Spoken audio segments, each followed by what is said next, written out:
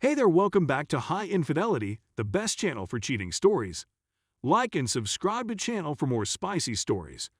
Now, let's get into today's story video. Wife had a ONS, got herpes, in walking away. I'm submitting my story now since I've been a lurker on here for a year and a half and have read many other people's stories. I was hoping for some form of enlightenment or clarity that would assist me in my predicament. There are some tragic stories on here, but there are also some gems. I hope you can take anything away from my narrative or that it may provide you with some clarity on your path through whatever you're going through. My wife, 34F, departed for a brief business trip on a Thursday at the end of July in 2018 and flew home Saturday morning. That evening, my wife and I, 32M, went to my stepfather's birthday dinner, and nothing appeared out of the ordinary. We conducted our usual Sunday routine of grocery shopping, errands, and getting ready for the work week. When the work week began the following Monday, everything seemed normal, and we texted as usual throughout the day. But on my way home from work, she texted me, "I believe I have a yeast infection and I'm going to get it checked out." I remarked, "Oh, it stinks," and made a joke. "Hopefully it's not an STD, haha." She replied with a lol, and that was the end of it. She texted me a few hours later before I saw her and said, "Your statement earlier about it being an STD was strange. You don't think I'm cheating on you, do you?" I sort of smiled and texted back, "No, haha." But something about her statement bothered me a bit. I went back to what I was doing without thinking anything of it. In retrospect, this was red flag number 1. After 2 days, she said that it had become worse and that she was returning. I thought to myself, man, I feel awful for her since I know she's experienced something similar to this before, but never this severe. She returned home from the doctor for the second time, saying she now had thrush and a bad yeast infection. I recall wondering to myself, what is thrush? And she explained that it's a throat infection. I remember telling her, "Well, if you're ill, stay away from me because I don't want to become sick," and I'm so pleased I did. All of this, in retrospect, was red flag #2. She remained mostly bedridden for the following several days and into the weekend. She phoned into work and completed some work tasks from home. I recall not going too near to her those few days, just sort of staring at her when she was in bed or on the sofa feeling horrible. She was visibly ill and there wasn't much I could do. The next week, when she began to feel better, I realized something was wrong with her. When I got home from work one day, she was sobbing on the sofa. When I asked her what was wrong, she claimed she was going to visit a counselor. I was perplexed, but I responded okay and asked whether I was going or if I needed to go. She responded no, that she simply wasn't feeling herself and that she wanted to speak to someone. Okay, I said. #3 red flag. When I got out of the shower a few days later, she was weeping again on the bed. "What's going on?" I inquired. "Is this the best it gets?" she asked. "Is this what we're looking for? Is this what you're looking for? Is this what I'm looking for? Is there anything more to life but this?" I recall being taken aback since it took me a second to realize what she was asking. I didn't sure what to say, so I asked her, "What do you mean?"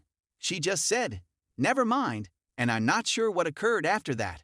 Then, on August 14, 2018, around 9 p.m., as we are getting ready to go to bed, she begins weeping again. When I ask her, "What's the matter?" she bursts into tears.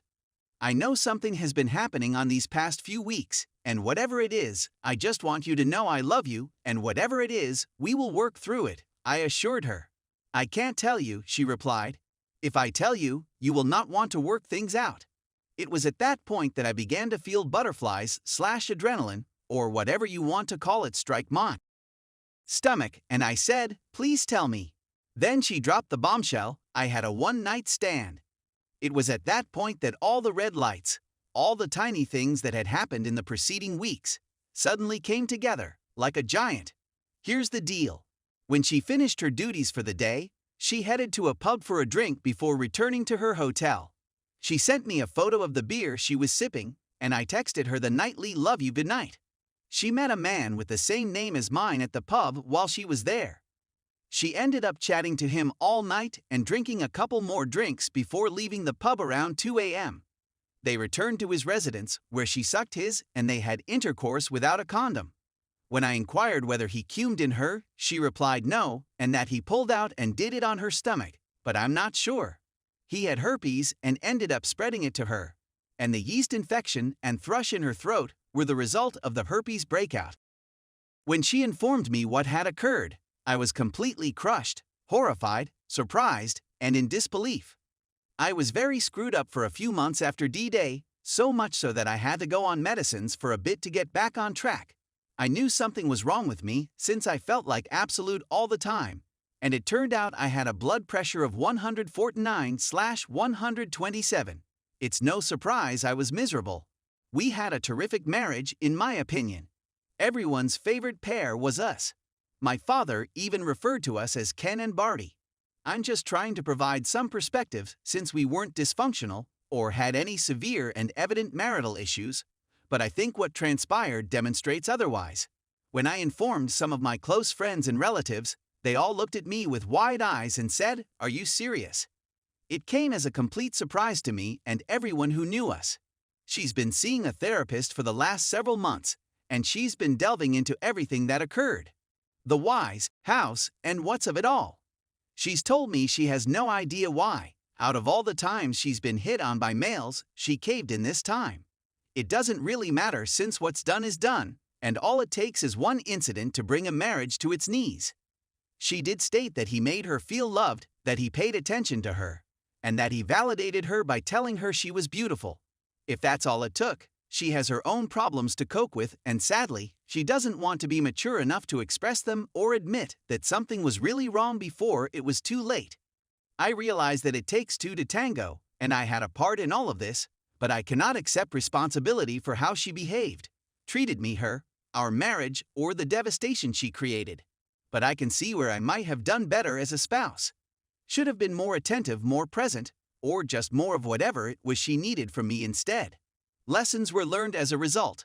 Despite the fact that we have been apart for about 1.5 years, this continues to be a major hurdle in my life. I've made the decision to leave her in our marriage, and I'm finding it difficult to accept since this was never my plan.